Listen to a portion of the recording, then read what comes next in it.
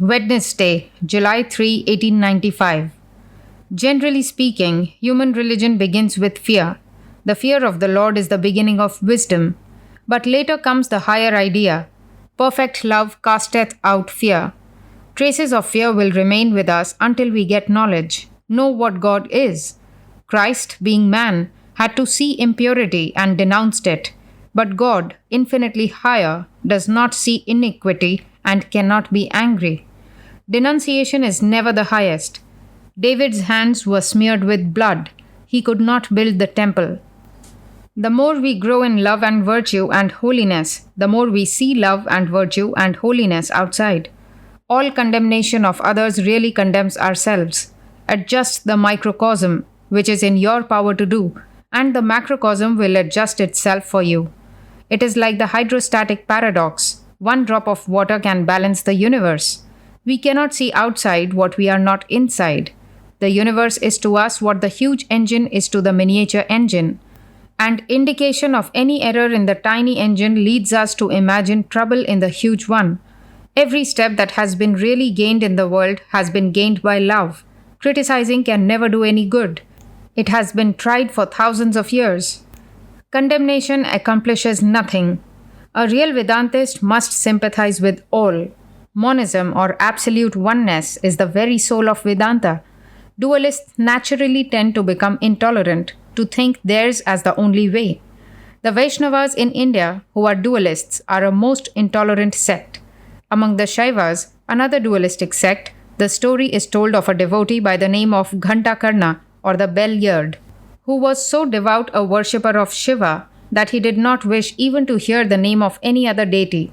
So he wore two bells tied to his ears in order to drown the sound of any voice uttering other divine names. On account of his intense devotion to Shiva, the latter wanted to teach him that there was no difference between Shiva and Vishnu. So he appeared before him as half Vishnu and half Shiva.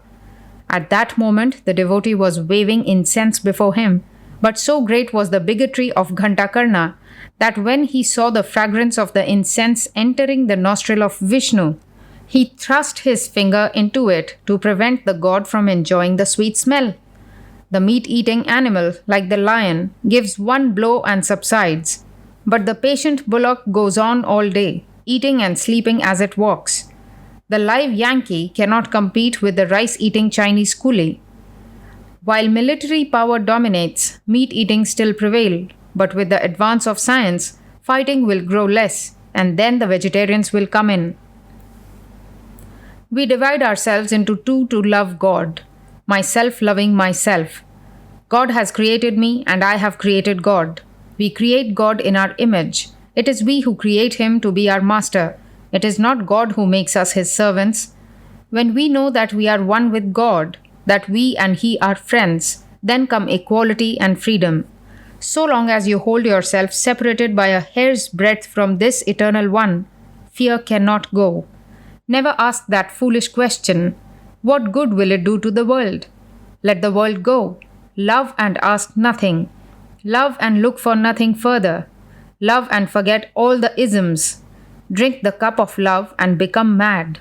Say, Thine, O Thine forever, O Lord, and plunge in, forgetting all else. The very idea of God is love. Seeing a cat loving her kittens, stand and pray. God has become manifest there. Literally believe this. Repeat, I am thine, I am thine. For we can see God everywhere. Do not seek for Him, just see Him. May the Lord ever keep you alive, light of the world, soul of the universe. The Absolute cannot be worshipped, so we must worship a manifestation. Such a one as has our nature. Jesus had our nature, He became the Christ. So can we, and so must we. Christ and Buddha were the names of a state to be attained. Jesus and Gautama were the persons to manifest it. Mother is the first and highest manifestation. Next, the Christs and Buddhas. We make our own environment and we strike the fetters off. The Atman is the fearless. When we pray to a God outside, it is good. Only we do not know what we do. When we know the self, we understand. The highest expression of love is unification. There was a time when I was a woman and he was a man. Still, love grew until there was neither he nor I. Only I remember faintly there was a time when there were two. But love came between and made them one. Persian Sufi poem. Knowledge exists eternally and is coexistent with God.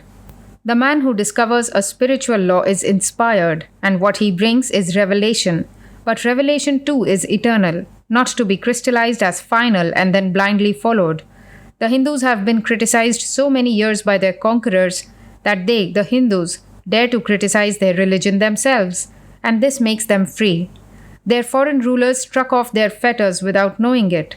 The most religious people on earth, the Hindus, have actually no sense of blasphemy. To speak of holy things in any way is to them in itself a sanctification. Nor have they any artificial respect for prophets or books, or for hypocritical piety. The church tries to fit Christ into it, not the church into Christ. So only those writings were preserved that suited the purpose in hand. Thus the books are not to be depended upon, and book worship is the worst kind of idolatry to bind our feet. All has to conform to the book. Science, religion, philosophy. It is the most horrible tyranny, this tyranny of the Protestant Bible. Every man in Christian countries has a huge cathedral on his head, and on top of that a book, and yet man lives and grows. Does not this prove that man is God? Man is the highest being that exists, and this is the greatest world. We can have no conception of God higher than man. So our God is man, and man is God. When we rise and go beyond and find something higher, we have to jump out of the mind, out of body and the imagination, and leave this world. When we rise to be the absolute, we are no longer in this world. Man is the apex of the only world we can ever know. All we know of animals is only by analogy. We judge them by what we do and feel ourselves. The sum total of knowledge is ever the same, only sometimes it is more manifested and sometimes less. The only source of it is within, and there only is it found. All poetry, painting, and music is feeling expressed through words, through color, through sound.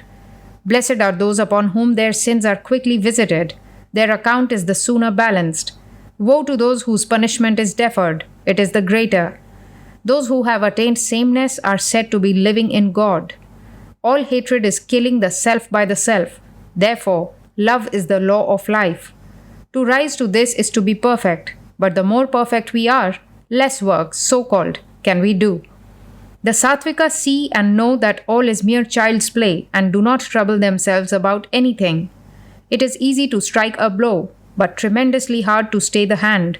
Stand still and say, "In thee, O Lord, I take refuge," and then wait for him to act.